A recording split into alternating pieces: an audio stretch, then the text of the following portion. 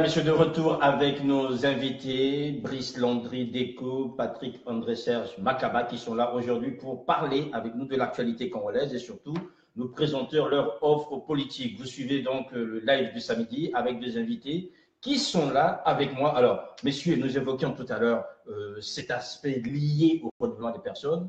Brice Landry Déco, vous vouliez revenir en fait sur vos propositions et notamment sur cette question liée à l'organisation sur le plan de l'éducation, déjà. D'accord, oui. Donc, ce que je voulais dire, on a décliné partout, monsieur le général Denis Sassou Nguesso a échoué sur tous les plans, que ce soit la santé, l'éducation. S'il faut revenir sur l'éducation, qu'est-ce qu'il faut faire? Il faut une refondation de l'école. Il ne faut pas mâcher les mots. L'école de la République ne marche plus. Il faut tout refonder, en commençant par la maternelle jusqu'au lycée. On ne peut même pas comprendre aujourd'hui comment se fait-il dans une république normale que l'université, là où on forme l'élite de demain, soit fermée pendant 6 mois pour des raisons budgétaires. Alors qu'entre-temps, notre pays de 2005 à 2015 a engrangé pratiquement 50 milliards de budget d'État, a dégagé 50 milliards de budget d'État, a engrangé 14 milliards d'excédents budgétaires. Alors, et aujourd'hui, on se retrouve avec une dette abyssale de plus de 5 milliards. Ce n'est pas normal. Donc, on peut orienter le budget, au lieu d'orienter le budget vers l'armée, on peut l'orienter vers l'éducation. On pourra résoudre déjà le problème sur l'éducation. Voilà, en attendant qu'on revienne sur d'autres aspects, il y a déjà Jules Ouangou qui me dit qu'il y a un problème de son. Nokokumu, si tu peux voir exactement ce qui se passe. On va continuer rapidement. Alors, Patrick Makaba, quand on entend en fait cet aspect lié à l'éducation, au Congo, on dirait qu'il n'y a pas que l'éducation en fait. Alors, comme nous le disions tout à l'heure, rien ne fonctionne au Congo. Tous les clignotants sont rouges, hein, pratiquement dans tous les domaines. Dans tous les domaines, tous les clignotants sont au rouge. Donc voilà pourquoi est-ce qu'il faut avoir à refonder fondamentalement la politique au niveau du Congo. Dans tous les domaines, il n'y a aucun domaine qui ne fonctionne. L'éducation ne fonctionne pas. Mais, encore, pour faire simple, bien malin, les fanatiques de Denis Sassou Nguesso, s'il y en a un seul qui puisse nous dire quel est le domaine dans lequel ça soit excellé. Absolument pas du tout. Rien. On parle là de l'école, mais on peut parler de la santé aussi. On peut parler de la santé. Est-ce normal? Moi, je suis né à l'hôpital général de Brazzaville, devenu bien après le CHU.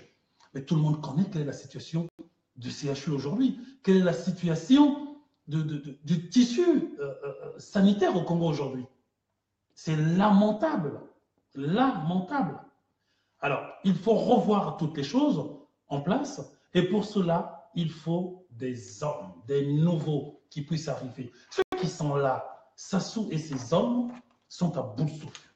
Ils n'ont plus rien du tout à proposer aux Congolais. Plus rien. Plus rien. Il faut bien qu'on passe à autre chose. Passer à autre chose. Jusque-là, on a parlé d'éducation, on a évoqué la santé, sur la culture. En fait, on dit souvent que la culture, c'est le parent pauvre quand on met en place, je dirais, des projets politiques. Au niveau de la culture, par exemple, est-ce qu'on est dans un pays où il n'y a pas de musée? On est dans un pays où il n'y a pas, je dirais, des infrastructures culturelles qui permettent en fait de faire émerger les talents? Alors, quand on dit que la culture dans notre pays est un parent pauvre, c'est vrai. Nous sommes en France. Le ministère de la Culture en France est un des ministères avec un budget colossal, avec un budget important. Chez nous, on a comme l'impression que M. Sassou et son régime, ils ont pris du plaisir à abrutir le Congolais. Ils ont vraiment pris du plaisir à abrutir le Congolais. Ils ont complètement détruit l'école et ils détruisent la culture. Ils ne font absolument rien du tout pour la culture. On peut ajouter à cela le tourisme, tout ça, ça va ensemble. Il n'y a absolument rien du tout. Aux enfants aujourd'hui, qu'est-ce qu'on peut leur apprendre? Pas de musée, pas de bibliothèque. Il n'y a absolument rien. Alors que nous savons tous que l'élite de demain, l'intelligentsia de demain a besoin des connaissances. On revient encore toujours à cette histoire de refonder le Congo. Le moment venu, il faudrait faire table rase, s'asseoir, déterminer ce que nous voulons pour notre pays demain. Ils ont eu beaucoup d'argent. Le Congo a engrangé des milliards. Brice Deco vient de le dire. Mais pour quel résultat? Pour quel résultat? C'est là où il faut s'en prendre aussi aux institutions comme la Cour des comptes et de discipline budgétaire. C'est là où il faut s'en prendre aussi aux institutions comme le Sénat et l'Assemblée. Eux qui votent les budgets.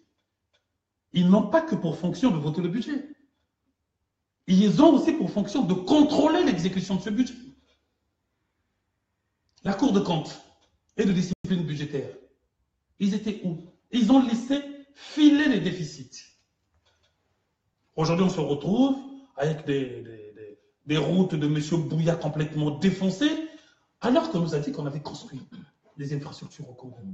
Le stade de Kinteli qui ne sert absolument à rien du tout. Ces gens se sont toujours trompés sur les priorités. Toujours et toujours. Ils se trompent sur tout. Ils se sont toujours plantés. Aujourd'hui, ils nous vendent quoi? Ils nous vendent la paix. Quelle paix? Alors, on nous vend la paix. Est-ce que vous êtes pour un meilleur culpa national? On a vu ces derniers temps une jeune femme, Gilda Moutsara, qui a fait pas mal de posts à ce propos, en disant meilleur culpa national quasiment tous les jours. Non. On est tous responsables, on est tous coupables. Donc, à la limite, qu'on s'embrasse et puis qu'on revienne à la normale. Non. Je demanderai à Guy Mafimba, qui connaît bien Gilda Moutsara, de lui dire que moi, à titre personnel, je ne suis pas du tout responsable de ce qui s'est passé au Congo. Vous non plus, Brice non plus, Noko non plus. Donc, il faut qu'elle arrête avec sa bêtise et ta pagaille. Si elle cherche un poste, si elle veut absolument attirer l'attention de Sassou pour qu'elle puisse avoir un poste, eh bien qu'elle le fasse autrement. Qu'elle ne mélange pas tout le monde là-dedans. Il n'y a pas de mea culpa national. Il faut arrêter avec ces conneries. À un moment donné, il y a eu quoi? Le lavement des mains. Après la conférence nationale. Ça a donné quoi? Qu'est-ce que nous allons faire? On va faire passer toutes les bêtises que les gens ont fait par perte et profit? Non! Il y a des responsables. Le Congo se retrouve dans cette situation aujourd'hui parce que M. Denis Sassou Nguesso et son clan ont décidé que le Congo se retrouve dans cette situation. Il y a bel et bien des responsables. Donc, tôt ou tard, il faudrait que ces gens-là rendent les comptes. Tôt ou tard, qu'ils le veuillent ou non, chaque chose a une fin. Alors, très souvent, quand les Congolais ont exigé des comptes, on arrive parfois à des grands-messes comme la conférence nationale ou encore des grands-messes de dialogue qui feront en sorte qu'on puisse absoudre tout le monde. Aujourd'hui, par rapport à la sortie de la crise du pôle, il y a cette notion qui est mise sur la table, c'est du dialogue inclusif. Vous mettrez quoi dedans, Brice Landry Deco? D'accord, merci. Mais je voulais quand même revenir sur la guerre du pôle. Allez-y. Nous nous félicitons de la fin des hostilités dans le département du Pôle. Peu importe la méthode. Ce que nous avons toujours revendiqué, aujourd'hui nous le disons, ce peuple aspire à une paix, à une tranquillité, et ce peuple du département du Pôle a droit à une vie. Il y a des enfants, des femmes et des hommes qui y vivent.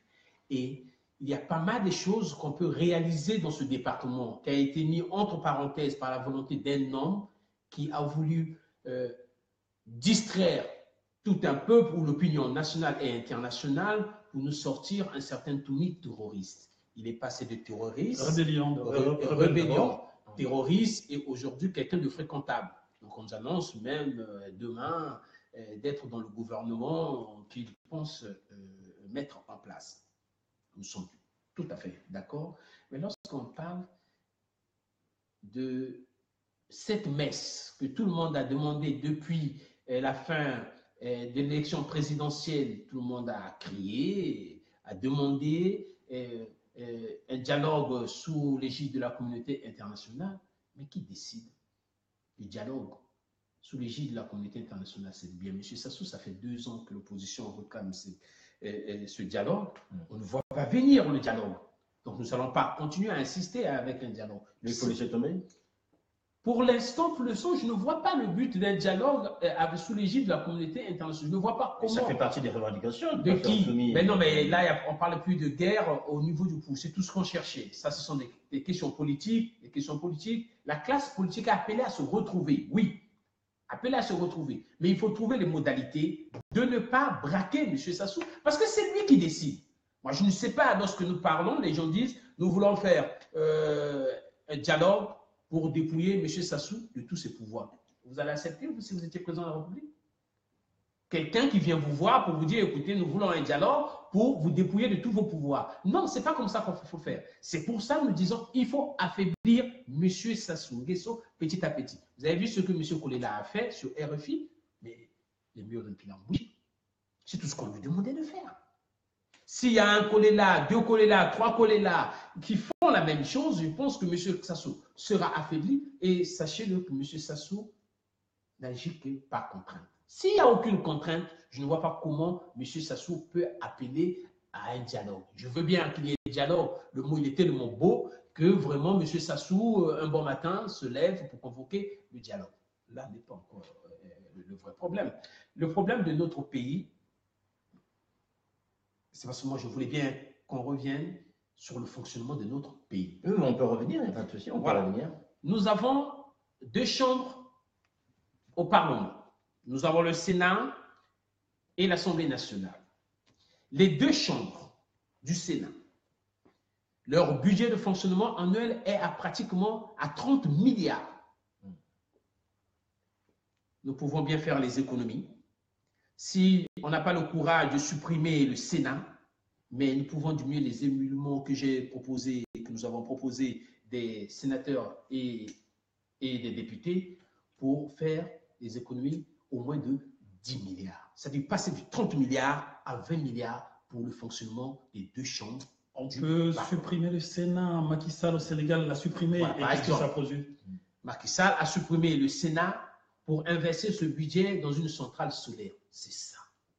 C'est ce que nous demandons. Les réformes structurelles. Lorsqu'on parle, par exemple, de la présence de la République, ils vont nous dire qu'ils ont fait une réforme structurelle. Non. Qu'est-ce qu'ils ont fait? Ils ont arrêté, c'est-à-dire fermer la maison militaire. Mais fermer la maison militaire au niveau de la présence de la République n'est pas une réforme structurelle. Ce que nous demandons, ce sont des réformes structurelles. Au niveau de la SNPC, ils ont dit qu'ils ont fait une réforme structurelle. Non, ils n'ont pas fait une réforme structurelle. Ils ont changé l'organigramme. Mais c'est pas changer l'organigramme ne veut pas dire une réforme structurelle, puisque les salaires courent toujours. Ce sont les mêmes salaires, 80 millions, 50 millions, 40 millions. Il faut faire des réformes structurelles. Ce que nous attendons, ce que le peuple attend. Si nous prenons les fonctionnaires, voilà. Nous étions en 2009. La masse salariale des fonctionnaires était à 11 milliards de francs CFA par mois. Aujourd'hui, en 2016, cette masse salariale est passée de 9 millions à 39 milliards, de 11 milliards à 39 milliards, pratiquement 40 milliards pour les fonctionnaires. Et je vous signale, les fonctionnaires ne créent pas la richesse d'un pays. Je ne suis pas contre les fonctionnaires. Ils ne créent pas la richesse d'un pays. Donc, 40 milliards, il faut qu'on m'explique de 2009 à 2016, qu'est-ce qui s'est passé pour que les fonctionnaires, ou soit sur le nombre qui a augmenté, et qu'on puisse se retrouver à 39 milliards. Ça veut dire quoi? C'est qu'il y a des faux fonctionnaires. Il faut faire un vrai recensement. Enfin, ce recensement, on en fait quasiment tous les 2 ans. Tous les ans, pratiquement tous les ans. C'est qu'il y a un problème quand même. Il y a un problème. Il y a des faux fonctionnaires. Et lorsque vous parlez de l'armée tout à l'heure, vous avez évoqué au début de notre émission, vous nous avez parlé et que ça épargnait les militaires. Ben oui. Pourquoi? Parce que les militaires, comment vous pouvez comprendre quelqu'un, je ne suis pas contre la libido de certains hommes ou bien de certains militaires, il a 30 ans et 15 enfants. Il faut nous expliquer comment ils ont fait quand même. Et ça, l'administration est au courant, l'administration le sait, personne ne bouge, personne n'apporte des solutions de peur. Le président de la République est passé dernièrement devant le Congrès pour expliquer tout ne va pas au pays. Il fait un constat, il est incapable de prendre des sanctions, alors qu'on sait bien que c'est lui qui a la clé de tout. Pour preuve, c'est lui qui a décidé la date d'ouverture des procès des prisonniers, de ces prisonniers politiques. C'est lui qui l'a annoncé. Il a annoncé et ça va se faire avant la fin du premier trimestre 2018. Donc on comprend bien que c'est lui qui tient toutes les manettes. Voilà, c'est lui qui tire toute la manette. Alors, nous avons donc Gracia Tibune qui dit la chose suivante. Dans un système au fonctionnement primaire, les institutions au Congo existent pour faire joli. Le pouvoir est au clan et la logique de fonctionnement obéit aux exigences du clan. Nous avons à la tête du pays un syndicat d'intérêt qui prend en charge les destinées du peuple. C'est un constat qu'elle fait, le constat. Il prend en otage, pardon. Oui, le même constat que nous faisons tous. Nous avons bien au pays, au Congo aujourd'hui, depuis toujours, ça tout le monde le sait, c'est le même constat. Nous avons M. Denis Sassou Nguesso à la tête de son clan. Nous avons une gestion du pays aujourd'hui qui est faite par un clan. En commençant par le gouvernement, en passant, je ne sais, par les mairies, vous avez pratiquement les enfants de Sassou partout, les gendres, les beaux-frères, les oncles, il fait ce qu'il veut. Alors certains vont se interrompre en disant qu'il y a aussi des Mvuba, des Makosso, des Mavungu, des... Pour faire joli. C'est pour faire joli. Les Mvuba, les Makosso ont quel pouvoir là-dedans? Ils ont quel pouvoir? Absolument rien du tout. On leur donne des miettes, on leur donne des départements où ils ne peuvent pas être dangereux pour le clan Sassou. Sassou décide de tout. Il décide de tout. Nous sommes dans un pays où on croit être en liberté alors que nous ne le sommes pas du tout. Du tout. L'arbitraire règne en maître. L'arbitraire règne en maître. Les arrestations se font tous les jours.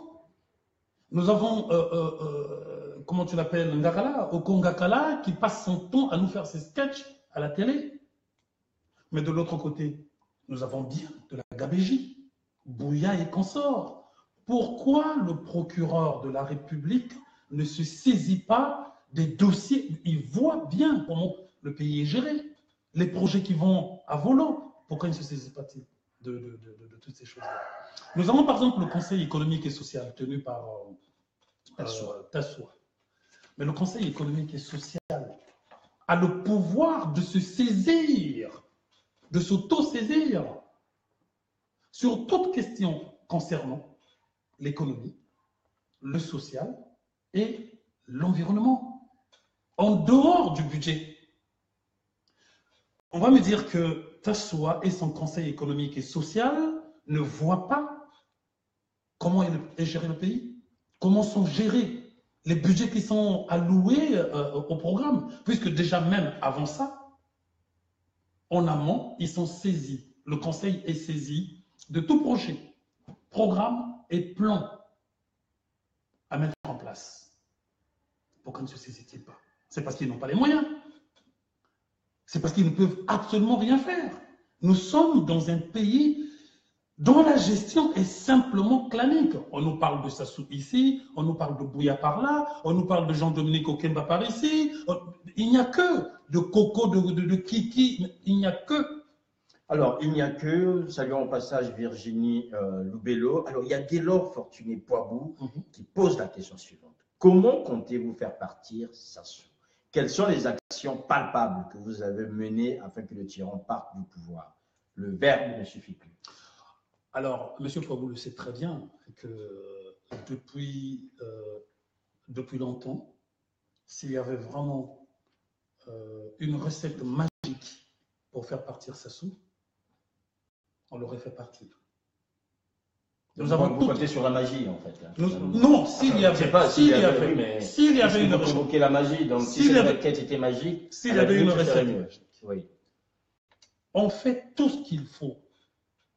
Rien ne fonctionne. Aujourd'hui, s'il y a une solution, c'est la solution de demander à tous ceux qui croient que le Congo peut vivre. Ceux-là qui n'ont pas pour vision simplement de se projeter dans les institutions futures, être ministre, être ceci, être là, non. Aux gens comme les Kolela, s'ils ne sont pas égoïstes, s'ils sont vraiment patriotes, eh bien qu'ils se réunissent avec les Munari, les Boao, nous autres, pour que nous puissions monter quelque chose qui puisse faire peur à Sassou. Oui. L'insurrection, c'est tout. Sassou reculera. S'il n'y a pas ça, eh bien, il faut que ce soit un coup d'État. L'insurrection politique ou le coup d'État. Tout le reste, s'il a une solution, nous, on est preneurs. Voilà, si vous avez une solution Guelor Poibou, ben, vous nous la proposerez. Monsieur Deco et Makaba ici sont preneurs. Alors, on va avancer, monsieur. Quand on voit un peu cet environnement, on parle beaucoup de Sassou, mais si vous revenez, est-ce qu'aujourd'hui, le Congo a une opposition responsable? Quand on voit son côté plus ou moins disparate, vous avez plusieurs familles de l'opposition. Aujourd'hui, le pouvoir est en train de dialoguer avec M. Ntoumi. Est-il de l'opposition, est-il de pouvoir? M.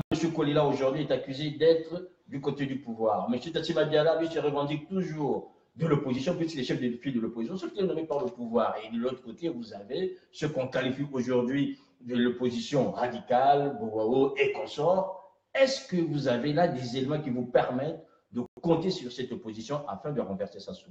D'accord. Bon, là-dessus, il y a beaucoup à dire. Oui, là-dessus, il y a beaucoup à dire. Mais je voulais quand même revenir. Vous savez pourquoi nous demandons un changement? Ou bien pourquoi nous demandons de notre, avec force, cette nouvelle offre politique? Au Congo, dès qu'on parle de Bouya, le nom de Bouya, vous avez le premier adjectif qui vient à l'esprit, voleur. Voleur. Lorsqu'on parle de Ndengue, le premier adjectif qui arrive, criminel. C'est ça. C'est ce que nous ne voulons plus dans ce pays. Il faut qu'il y ait ce changement. Il faut qu'il y ait ce signal fort pour la population. Nous n'inventons rien. On n'a rien inventé. C'est une réalité. Que lorsqu'on parle de Bouya, de Ndengue, de M. Ndongo, qui est... Ndongo, le ministre des Finances. Ou bien le ministre des Finances, ou bien non, le trésorier payeur général, qui est là, Ngondo, qui est là depuis des lustres. Tout un lot. Donc ces personnes-là, il faut qu'il y ait quelqu'un. C'est pour ça il faut qu'il y ait une volonté politique pour mettre fin à tous ces qualificatifs. Pour revenir à notre opposition, je l'ai signalé tout à l'heure, notre opposition, elle est faible. Elle est pauvre et elle aspire à l'alternance. Il y a quelque chose qui ne va pas. En plus, elle est divisée. Pourquoi elle est divisée? À cause des égoïsmes des uns et des autres. Nous allons prendre le cas de Tchatima Biala. Vous savez, moi, je préfère Tchatima Biala. À qui? À d'autres hypocrites de l'opposition. D'accord. M. Tchatima Biala a été clair dès le départ. Il a reconnu le pouvoir de M. Sassou. Il est dans sa logique, sa cohérence. En complicité avec le pouvoir de Brazzaville, il a été nommé chef de l'opposition, chose rare dans aucune démocratie dans ce monde. C'est le gouvernement qui nomme le chef de l'opposition. Et pire encore, il est doté, comme l'a dit André Patrick Serge Makaba, d'un budget de 1 milliard de fonctionnement. 1 milliard. Mais il y a de quoi rendre M. Kolila fou. Vous imaginez? Et c'est là où nous comprenons pourquoi les députés, les godillots qui sont à l'Assemblée nationale ont voté en bloc le budget. La loi de finances de 2018. On ne comprenait absolument rien. Qui est un marqueur. Qui est un marqueur, c'est la ligne rouge. Parce que lorsque l'opposition vote le budget, l'opposition, la majorité c'est normal, mais lorsque l'opposition vote le budget, cela signifie que l'opposition accepte la politique économique du gouvernement. Alors, si vous acceptez déjà la politique économique du gouvernement, cela signifie quel est encore votre rôle au sein de l'Assemblée nationale. Ce ne semble pas. Prenons un exemple. Le Congo est en discussion avec le Fonds monétaire international. Imaginons le président de la Banque mondiale se présente au Congo dans les négociations, veut rencontrer les autorités congolaises. Oui. Mais lorsqu'il rencontre le gouvernement, est-ce que le président de l'Assemblée et le directeur de la Banque mondiale pourra rencontrer l'opposition? Quelle opposition il va rencontrer? C'est cette opposition qui a voté déjà la loi de finances. Ça signifie que vous êtes d'accord avec le gouvernement. Donc, il ne pourra plus. Donc, on a affaibli déjà l'opposition parlementaire, celle qui siège à l'Assemblée nationale. Nous avons interrogé M. Kolila ou les Yukis qui sont partis à l'Assemblée nationale. Pourquoi avez-vous participé aux élections législatives? C'est là où il y a eu ces divisions. Ils nous ont dit, nous allons faire la politique autrement et que nous voulons combattre le système de l'intérieur. Mais jusque-là, nous n'avons pas vu. Ça va faire bientôt plus de 6 mois, 7, 8 mois qu'ils sont à l'Assemblée nationale. On n'a rien vu. aucune proposition de loi proposée par les députés de l'opposition. C'est comme si tout allait bien. Pire encore, ils votent la loi de finances 2018. Il y a un gros problème. Lorsque les autres, par exemple, on prend Boao, Mounari, qui se revendiquent aussi de l'opposition. Oui. Bon. Qu'est-ce qu'ils font d'extraordinaire? Dites-moi. Que ce soit monsieur. D'abord, on organise des manifs. Mais oui, mais il y a quoi d'extraordinaire pour qu'il soit considéré l'opposition radicale? Il y a quoi d'extraordinaire? Quoi? Est-ce qu'ils ont des marges de manœuvre? Ils n'ont pas de marge de manœuvre. Monsieur Boao, Mounari, les Mirasta, ils n'ont aucune marge de manœuvre. Il faut dire les choses clairement. Donc, ce n'est que dans l'unité. Monsieur Kolela se décide ou monsieur Boao Mounari se décide qu'ils s'appellent déjà au téléphone s'ils pensent qu'ils peuvent encore faire quelque chose. Mais nous ne sommes pas sûrs parce qu'ils ont échoué, C'est pour ça qu'il nous faut une nouvelle offre politique qui va composer, bien sûr, avec eux, mais je pense que le Congo de demain doit compter avec nous. Pour parler de la responsabilité toujours de cette opposition disparate, et surtout des hommes politiques, moi je voudrais un peu revenir parler du cas de M. Boukadia.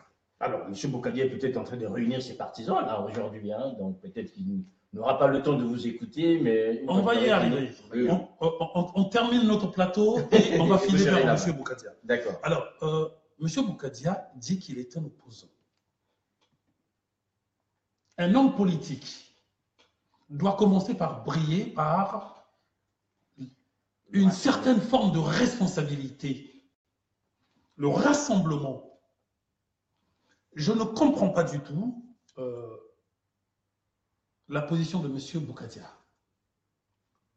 En 2014, il nous a sorti une idée farfelue de création d'une république du sud du Congo dont il s'est proclamé, lui, président. Il se dit opposant, alors qu'il devait unir les gens, avoir un discours porteur d'unité. Lui, il est porteur d'un discours de division. Aujourd'hui, quand on entend parler ses soutiens, ils disent oui, mais il a changé, ce n'est plus le même Boukadia, ce discours, il ne l'a plus. Voilà, il est passé par la case prison, donc il a pris conscience et tout. Je ne sais plus. Le vrai Boukadia, c'est lequel? C'est celui qui prône la naissance d'une république du Sud Congo ou c'est lui qui recuse, Non, c'est lequel? Moi, en tant que citoyen, je vais suivre ce type. Quelle est la garantie que j'ai, moi, à suivre une personne pareille? C'est ça la cacophonie qu'il y a au sein de l'opposition. Nous avons M. Tetsma Biala qui a dit, moi, je cire les pompes de M. Sassou. De façon claire. Il a été servi de façon claire. Donc, on considère qu'il n'est plus opposant. Nous avons M. Kolela qui, de son côté, n'a jamais dit clairement qu'il cirait les pompes de M. Sassou. Sauf que, chaque fois qu'il agit, chaque fois qu'il parle, eh bien, on sent que M. Kolela encense le pouvoir en place. Là, il a pété un câble tout dernièrement. À cause d'1 milliard. À cause d'1 milliard, il est passé sur RFI 5 minutes. Simplement. 5 minutes après, ses soutiens disent oui, Kolela, il ne va plus parler parce qu'il est déjà passé sur RFI. 5 minutes, ça suffit. Non, nous voulons voir Kolela sur votre plateau. Nous l'appelons là. Qu'il vienne sur le plateau de M. Cyr Makosso, il a des choses à dire aux Congolais. Il a des questions à répondre. Les Congolais doivent lui poser des questions. C'est un homme politique. De quoi a-t-il peur? C'est vrai que être sur le plateau de M. Makosso, c'est vraiment très sportif, mais je suis sûr que, en bon homme politique, futé qu'il est, il s'en sortira. Il faut qu'il vienne s'expliquer. Il faut qu'il vienne répondre aux questions des gens. Il ne peut pas arriver sur la place de Paris et ne pas rencontrer la diaspora. C'est quoi cette histoire? S'ils ne sont pas en mesure, si les soutiens de Kolela ne sont pas en mesure de payer à Kolela le plateau de M. Cyr Makosso, nous, on va se cotiser. On se cotise on paye pour que M. Kolela passe sur les antennes de Ziana TV.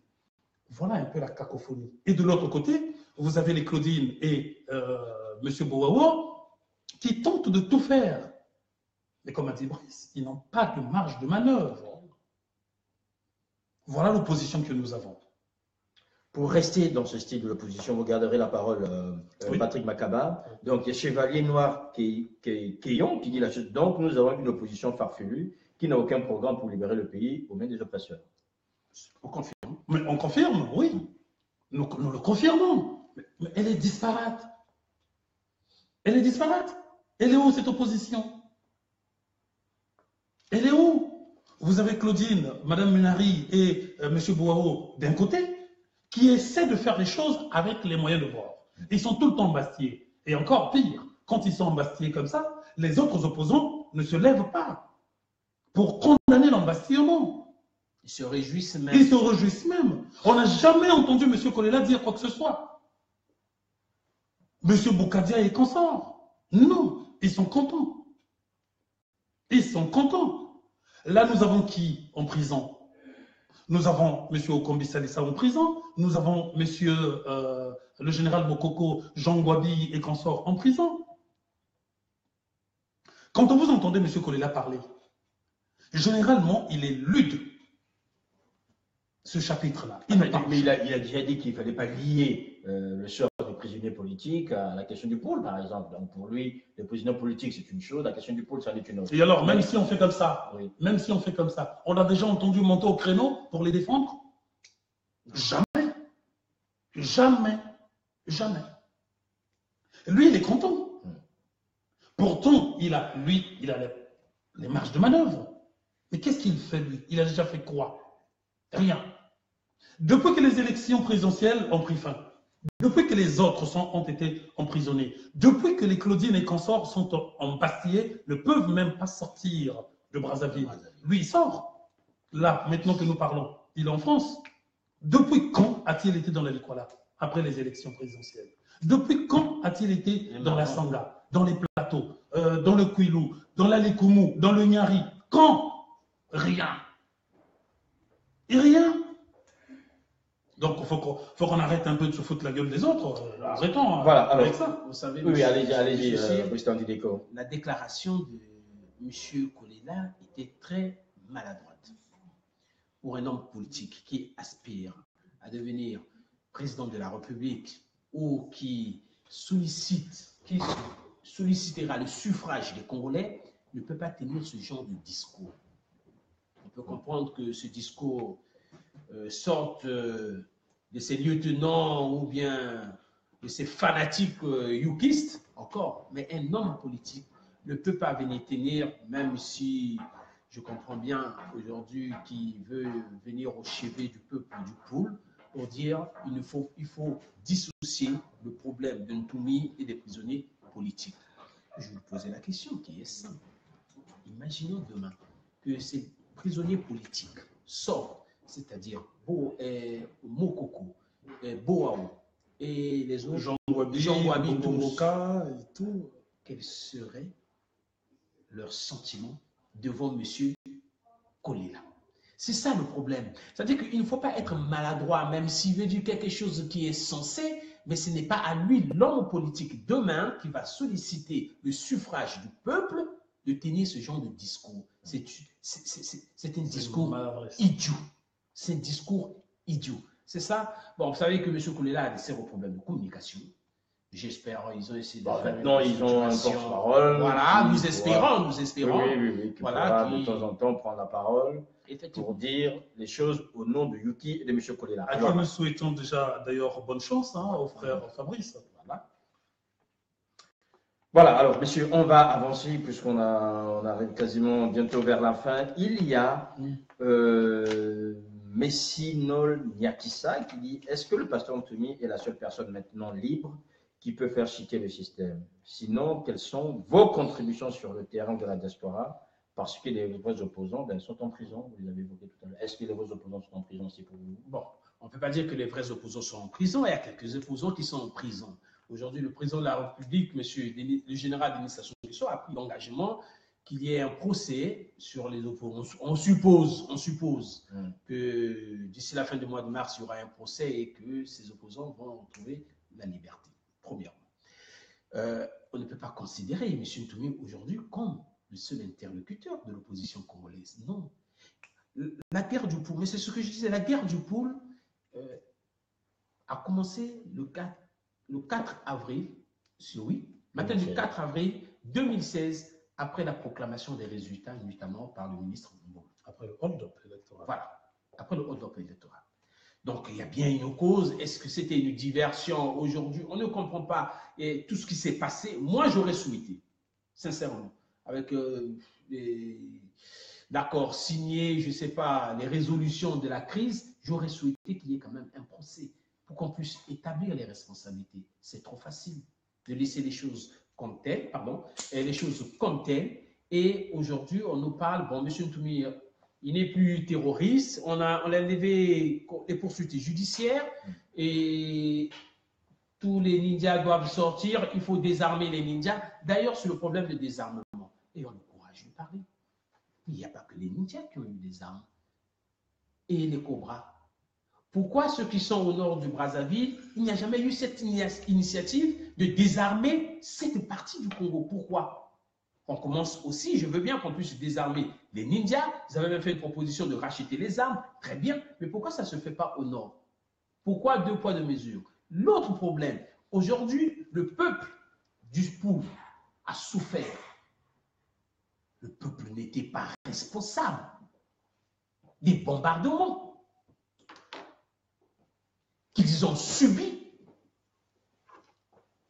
Alors, nous avons vu le 4 mars 2012, la partie nord de Brazzaville, qui a été balayée par des détonations, des bombes qu'ils avaient stockées, mais les indemnisations sont arrivées très rapidement.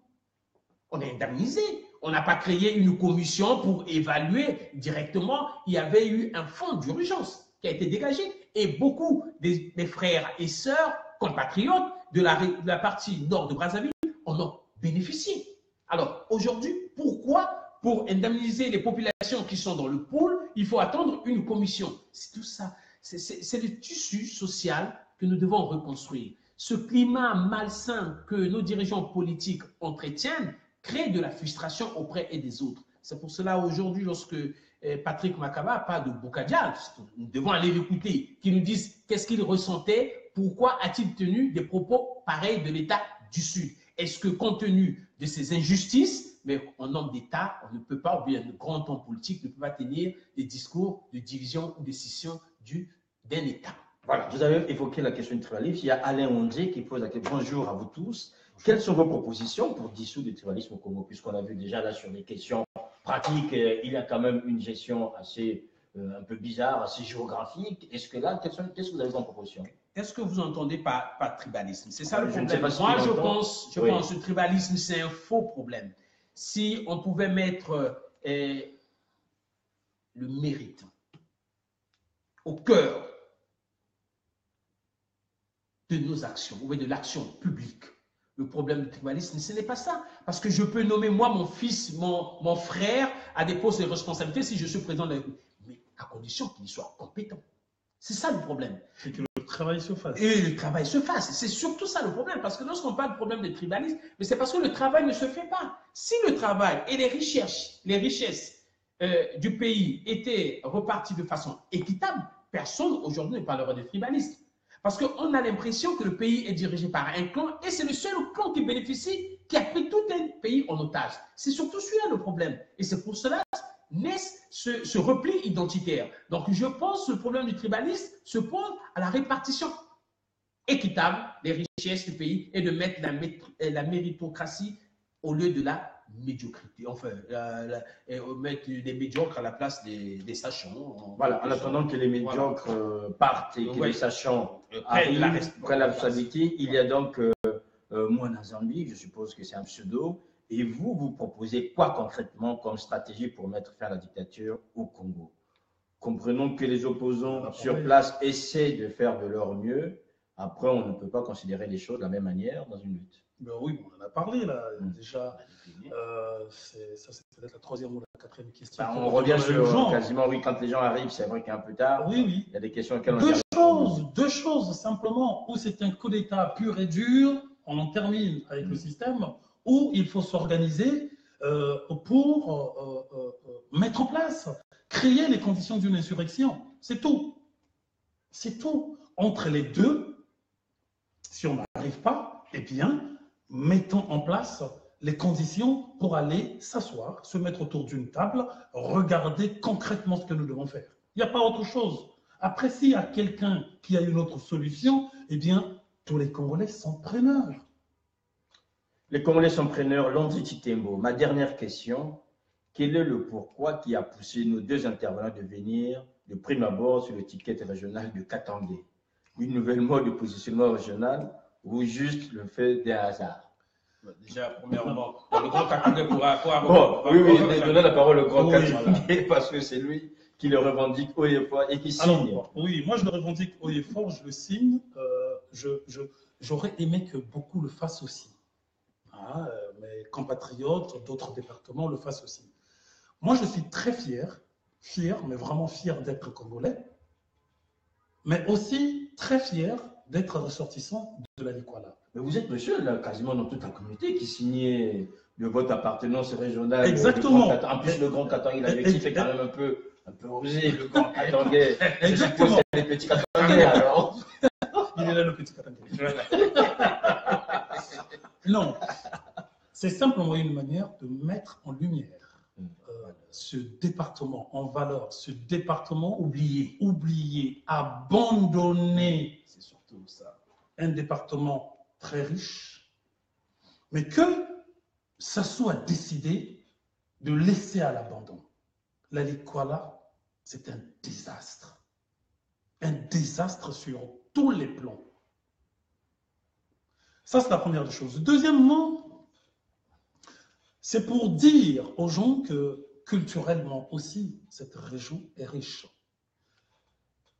Je rêve d'un Congo demain où il y aura une émulation entre départements, simplement de manière culturelle, pour que le Congo aille de l'avant. C'est une richesse. Moi, j'adore la richesse de nos départements. Chez moi, je n'écoute que la musique, le folklore de nos départements. Des Vili, des Mboshi, des Bembe. Alors, quand j'écoute, je me dis, mais quelle richesse! Mais c'est pas possible. C'est simplement ça. C'est pour mettre simplement en valeur, faire connaître une région. Et je me revendique. Si je peux être un porte-étendard de cette région, quelque part, je m'en réjouis. Mais ce n'est pas du tribalisme. Du tout. Ça n'existe pas chez nous. Et chez nous, avec Deco, ça n'existera jamais. De toutes les façons, dans ma famille, dans notre famille, il y a de tout le monde. Tout le monde. Tout le monde. Tous les départements existent dans ma famille. Alors si je me dis, avec l'histoire de M. Boukadia, sa République du Sud Congo, alors moi je suis perdu. Je suis perdu. Moi, mon premier fils, sa maman est du Poule. Comment je fais? La maman de Brice est du Poule, c'est ma maman. Comment je fais avec maman Alphonsine? Comment je fais? Je suis perdu. C'est quoi cette futilité-là? Ça sort d'où? Quand on est un homme politique, on doit être un homme politique responsable. On doit tenir un discours de cohésion nationale. C'est tout. Tu peux ajouter sur le Katangé? Oui, voilà. Alors, juste, pardon, vous comprenez, il y a Bemba Mayakamba qui dit « Vendez le Mokele Mbembe pour développer le Katanga ». C'est possible. C'est possible. C'est possible. Ça, il n'y a pas de souci. C'est possible. Mais vous expliquez le Mokele Mbembe, c'est quoi? Parce que les gens qui nous écoutent se disent « Mais tiens, qu'est-ce que c'est encore comme richesse là, le Mokele Mbembe ?» Dans le Congo de demain, il faudrait que nous réussissions à mettre en valeur nos richesses touristiques. Mokele Mbembe, ça c'est encore un mythe. Voilà. Un mythe. Oui. Mais au moins, tous nos sites touristiques, nous devons les mettre en valeur. Là où les gens ont dit que Mokele Mbembe, valeurs Obimakuna. Ça, ce sont des sites qu'on peut mettre en valeur dans la Likola. Tout comme dans le pôle, tout comme dans la Bouenza. Et ça, et le Kouilou. Le Kouilou, partout, n'est-ce pas? Les gorges de Diosso et tout. Nous avons des richesses. Nous avons des richesses que nous pouvons mettre en avant pour que le Congo, demain, ne puisse pas simplement compter sur la richesse du pétrole. Oui, c'est un peu d'accord. Oui, je voulais rajouter sur le tribalisme. Vous savez, ce sont les nouveaux hommes politiques qui doivent faire un effort. C'est vrai que nous ne sommes pas aidés par le pouvoir en place qui fonctionne en clan et qui impose une ethnie à tous les postes de responsabilité. Mais lorsque vous êtes une nouvelle entité politique, lorsque vous arrivez sur le terrain ou sur le marché, vous devez montrer un autre exemple. Vous devez être le modèle. Vous ne devez pas faire comme ceux qui ont toujours fonctionné, comme le PCT, l'UPADS, le MCDD. Je le vois venir. Aujourd'hui, je vois venir Landry. Aujourd'hui, nous avons le Yuki de M. Guy Brice Parfait Kolela. Nous y sommes. Donc, si je vous donne la composition, parce que effectivement, jusqu'à ce jour, on n'a jamais eu de façon claire, officielle, la composition de l'équipe et le bureau national de l'équipe dirigeante du Yuki. Aujourd'hui, nous avons pu avoir l'équipe, c'est passé fédérale, exécutive, la Fédération de Paris. La Fédération de Paris. Si vous n'avez pas eu cette liste, je pourrais vous l'envoyer, mais sinon, donner quelques détails. Je peux vous donner les détails. Lorsque vous regardez la liste, il n'y a aucun nom qui a une connotation nordiste. Aucun nom. La communication ne suffit pas. D'accord, très bien. D'accord. Lorsqu'on me dit Makosso, ça m'étonnerait que Makosso soit de la Likwala. Voilà. Lorsqu'on me parle de M. Samba, ça m'étonnerait qu'il soit de la Songa. Qui est ici là? Lorsqu'on me parle de qui est là, ça m'étonnerait qu'il y soit des plateaux. Qui est là, il est du Konyari et les autres Mayenga du Poul, Kalimou, je ne sais pas comment ils appellent, Jude, comment on l'appelle, Jude Amédée Kodia du Poul, Angela Conan du Poul, toute la composition. Émilie Poutou du Kouilou, tous, ils sont dans la partie sud du pays. Donc vous accusez le Yuki aujourd'hui. Mais ne montre pas l'exemple. L'exemple, nous voulons cette symbiose entre le nord et le sud. C'est par là qu'il faut commencer. Il nous a vendu qu'il voulait faire la politique autrement. Mais c'est là qu'il faut faire. Là, nous ne sommes pas dans les critiques, nous sommes dans les propositions. Nous lui demandons de faire. Et il doit se poser la question, si les autres ne viennent pas, parce qu'il peut trouver dire, mais si j'ai personne pour mettre, ben oui, s'il n'y a personne, c'est qu'il y a un problème. C'est ça le problème. Quelle est l'offre? Il propose quoi pour que les autres ne viennent pas? C'est surtout ça. Ça, c'est une forme pour cultiver le tribalisme. Je pense que la nouvelle offre politique ne devait plus entretenir ces genres de comportements dans un parti politique. Donc, vous accusez clairement Parfait Kolela et son Yuki d'être un parti tribal. Ça, on le sait déjà. Ce sont les faits qui le disent. Alors, nous avons les faits. Le comble, c'est que le Yuki est un parti qui vient de naître. C'est ça. C'est pas il est tout nouveau. Il est tout nouveau. Donc, pourquoi prendre les vieilles recettes pour les reproduire aujourd'hui? Il peut faire autrement.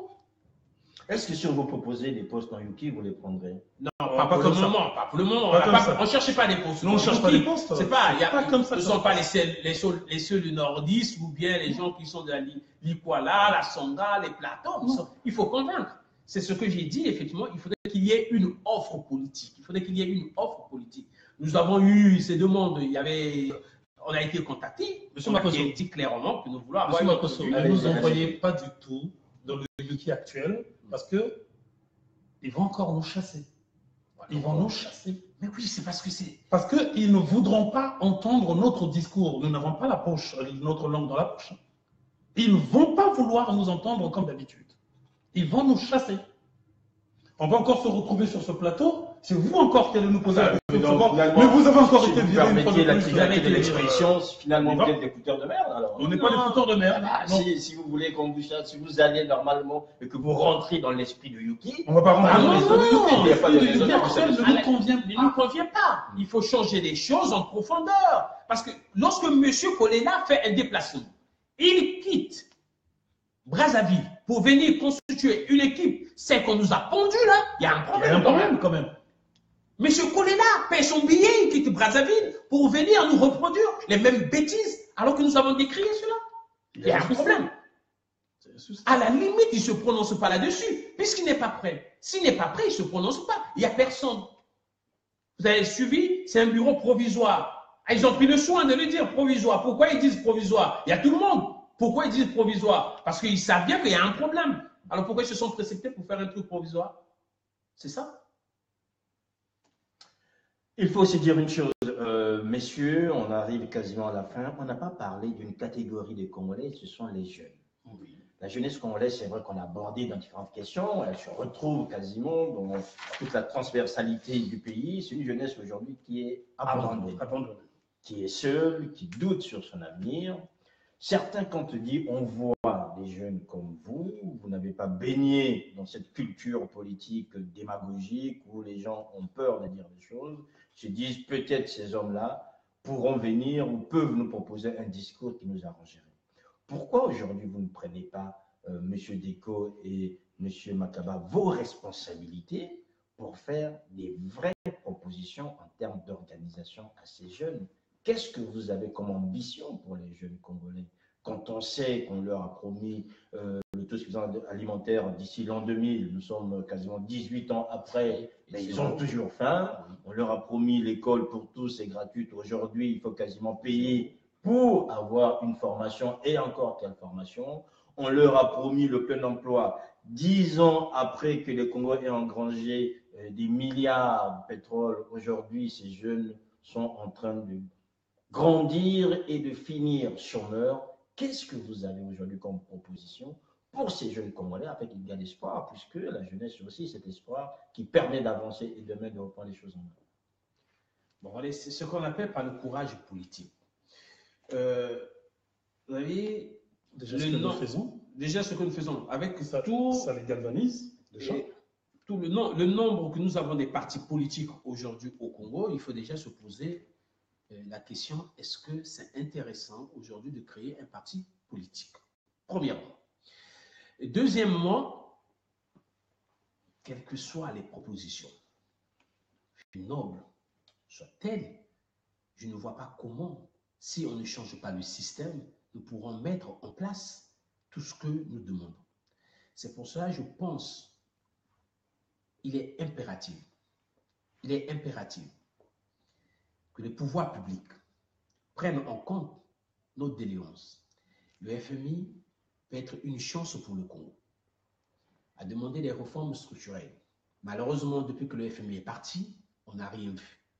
C'est à partir de là que nous allons réformer notre système, que ce soit auprès de l'administration, que ce soit auprès de l'école, que ce soit auprès de la culture, que nous pourrons libérer l'espace pour redonner un espoir à cette jeunesse. Je vais vous prendre un exemple sur le tourisme.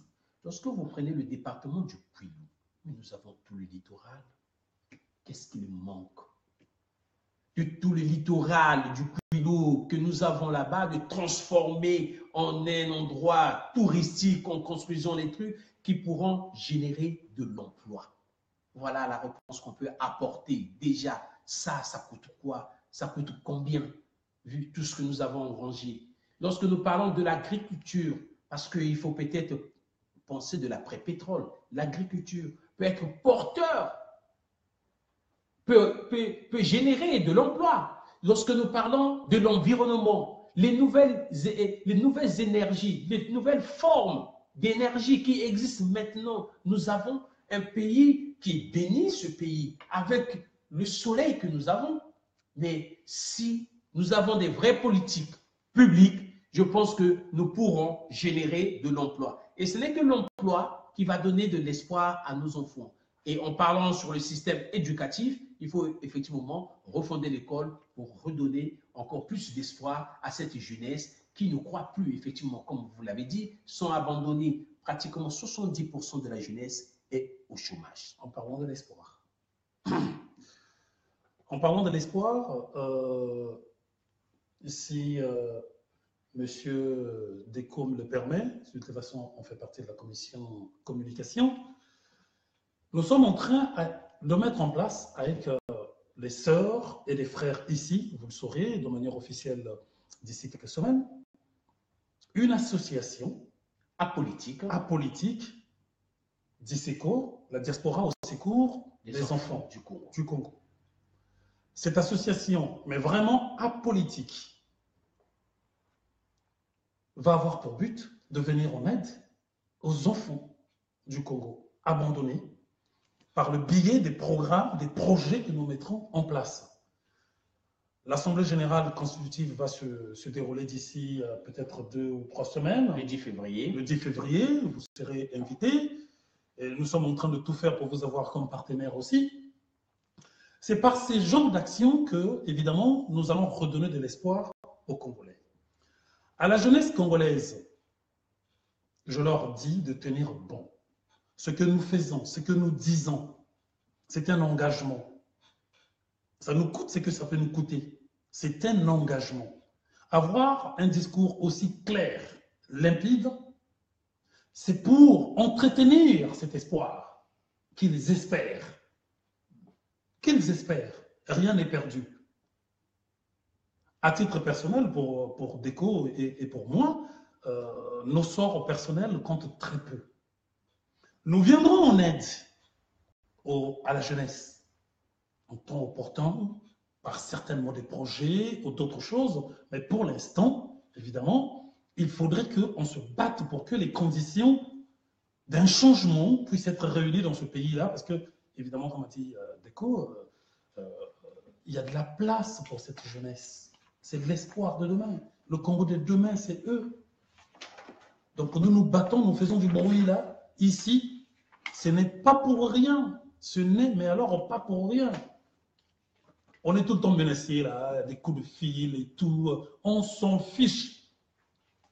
On s'en fiche. On a tenté de nous faire taire. On s'en fiche, ça ne marche pas. On a eu de la calomnie et tout. Zéro, ça ne marche pas. Parce que nous avons une idée en tête, c'est le Congo qui nous intéresse. C'est le Congo qui nous importe. Ce n'est pas un leader qui nous importe. Si ça va, on dira bravo.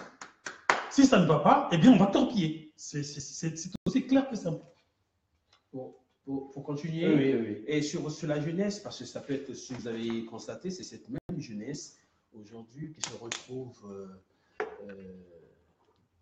dans les frontières entre la Libye et l'Espagne, qui risquent leur vie dans des bateaux de fortune et qui perdent la vie. Pourquoi?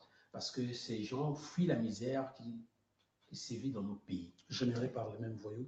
Générés par les mêmes voyous. Je vais te donner un petit exemple, ça concerne ces jeunes qui sont aujourd'hui tous à l'affût des passeports pour espérer voyager, quitter le pays. Mais lorsqu'on parle que ce pouvoir, c'est un pouvoir médiocre. Ils n'ont pas su, je ne sais pas s'ils le réfléchissent. Vous vous souvenez quand même que le gouvernement de la République avait pris une mesure sur la gratuité des passeports pour tous les citoyens congolais. Et cette mesure a été saluée par tout le monde. À la grande surprise, le gouvernement a constaté, s'est rendu compte, au lieu de la gratuité, les fonctionnaires qui travaillent à l'immigration faisaient encore payer, c'est-à-dire il y avait encore de la corruption. Et pour résoudre le problème, le gouvernement décide de revenir sur cette décision. Alors que, attendez, le gouvernement constate qu'il y a des fraudeurs. Ils ont pris une mesure qui soulageait tout le monde. Ils constatent que non, il y a des fraudeurs. Il y a ceux qui travaillent et qui font de la corruption. Et au lieu de résoudre le problème de la corruption, ils reviennent sur la gratuité des passeports. Vous ne trouvez pas qu'il y a quelque chose qui ne va pas? On sait qu'il y a des fraudeurs. Il faut les arrêter, les sanctionner. C'est cela la solution. Au lieu de dire, bon, non, écoutez, comme maintenant vous voulez jouer au caïd, on a dit c'est gratuit, vous avez d'autres combines, non, on enlève la gratuité. Mais qui paye? Qui souffre? C'est le peuple. Et c'est cette jeunesse qui paye. Voilà, il y a des petites décisions, même lorsque le président de la République avait pris un décret sur la gratuité de la césarienne au niveau des femmes à l'hôpital, nous savons ce qu'il en est réellement. On sait, tout le monde est au courant, mais personne ne prend des sanctions. Commencez déjà par prendre des sanctions, ça donnera quand même de l'espoir. Et ça libérait quand même de l'espace pour cette jeunesse. Le pays est mort. Nous ne parlons pas pour le plaisir de parler. S'il y avait des choses qui marchaient, dit Patrick. Monsieur le général Sassou a échoué sur tous les plans. Sur tous les plans. Ce que nous appelons de nos voeux, qu'il puisse prendre son courage, de nous changer ce gouvernement. Ce gouvernement ne mérite plus de diriger les affaires du pays. On va me dire pourquoi on ne parle pas de monsieur Sassou, parce que nous n'avons pas encore la solution pour monsieur Sassou. Le jour où nous aurons la solution pour monsieur Sassou, ici nous viendrons vous dire, nous allons le virer. Voilà, messieurs, nous sommes quasiment à la fin du mois de janvier. Qu'est-ce qu'on peut vous souhaiter pour cette année 2018? La santé d'abord, et que le Congo puisse mettre en place. C'est triste pour ce pays. Qu'on fasse tout pour redonner de l'espoir aux Congolais qui souffrent énormément. Énormément. Et ce serait pour le bien de tout le monde, pour le peuple congolais. Courage à eux. Ce sont des grands martyrs. Ce que j'aurais souhaité pour mon pays, le Congo, celui que nous avons connu, je suis né en 68, je ne vais pas parler du Congo de 50 ou bien de 60, je suis né en 68 avec Marie Ngouabi, donc le Congo de Ngouabi, de Yombi, de Sassou, de Lissouba et encore de Sassou. Nous étions une jeunesse heureuse. Nous n'étions pas riches. Nous n'avions pas tous les problèmes que nous avons aujourd'hui. Avec le peu de moyens que nous avions, nous avons pu nous amuser.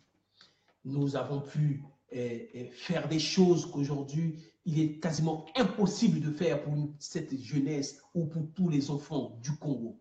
Ce que je demande au pouvoir public, de prendre leurs responsabilités, de mettre en avant l'intérêt national, qu'on arrête ce pouvoir clanique, qu'on arrête de martyriser d'autres peuples, qu'on pense que non, le Congo est indivisible et qu'il y ait le partage équitable des richesses. Déjà, lorsqu'on aura fait ce que nous revendiquons, on aura franchi un grand pas pour le Congo.